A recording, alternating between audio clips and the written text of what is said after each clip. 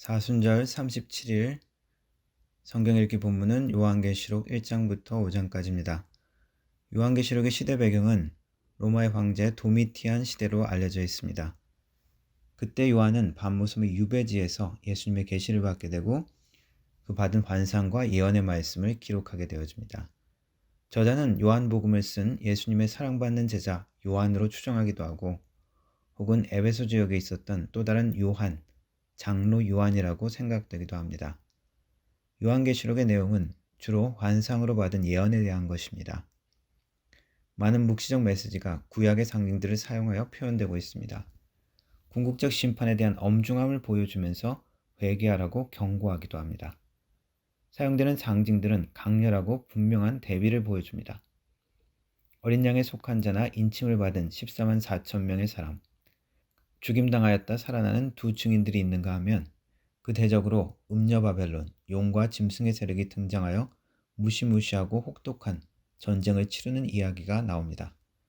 믿는 자들은 고난과 환난을 받기도 하지만 최후에는 용과 짐승을 쫓는 자들이 멸망하고 심판받게 되어집니다. 마지막에 이긴 자들은 어린 양과 함께 승리하고 새 예루살렘의 회복된 영광스러움을 누리게 되어집니다.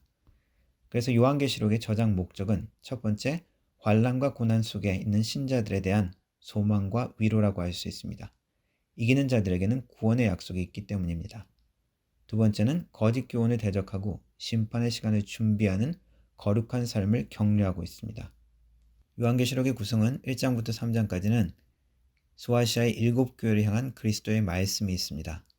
4장부터 21장까지 거의 대부분의 내용은 미래에 되어질 일에 대한 예언입니다. 그리고 마지막 22장에 보라 내가 속히 오리라 하는 예수님의 마지막 말씀으로 끝이 납니다. 오늘은 요한계시록의 개요와 5장까지의 내용만 요약합니다. 1장부터 3장까지 소아시아 7교회를 향한 주님의 메시지가 있습니다. 각 교회의 상황에 따라 말씀이 다릅니다. 어떤 교회는 칭찬과 격려를 받기도 하지만 또 다른 교회는 책망을 받기도 합니다. 또 칭찬과 책망을 동시에 받는 교회도 있습니다. 그들의 문제는 여러 가지였습니다. 물질적 풍요와 부유함으로 인해서 신앙에 무관심하게 되기도 하고 거룩하지 못한 부도덕한 문제가 교회 안에 여전히 있기도 했습니다. 또 주님에 대한 첫사랑을 잃어버리기도 했습니다. 박해와 환란이 있는 상황에 타협하여 신앙을 버리기도 합니다. 그래서 회개하고 죄된 상태에서 돌아서라고 엄히 말씀하십니다. 그리고 고난 가운데 있는 자들은 믿음으로 인내하라고 격려하십니다. 그러나 모든 상황에 있는 교회들에게 동일하게 주시는 말씀의 핵심은 이것입니다. 끝까지 이기는 자는 상급이 있다. 견디고 이겨라 하고 말씀하는 것입니다. 생명나무의 열매, 생명의 면류관을 얻게 될 것이라고 말합니다. 만국을 다스리는 권세와 생명책의 이름이 기록된다고 말씀하십니다. 또한 하나님 앞에서 인정받는 성전의 기둥같이 된다고 약속하십니다. 4장과 5장은 하나님 보좌에 대한 환상의 모습입니다. 24장로들과 네 생물들은 경배하며 찬양을 합니다.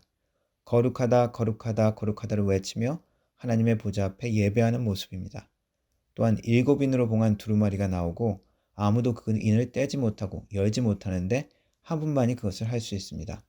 유다 지파의 사자이며 다윗의 뿌리 대신 죽임당한 어린 양만이 인을 뗄 수 있습니다. 그 어린 양 대신 예수님이 등장하며 경배 받으십니다. 6장부터 그 이후의 이야기는 이제 7인이 떼어지고 두루마리가 열리면서 마지막 때의 심판과 적그리스도와의 최후의 전쟁 이야기가 시작되어집니다. 오늘 말씀 계시록에 등장하는 7교회들은 현대의 교회와도 크게 다르지 않을 것입니다.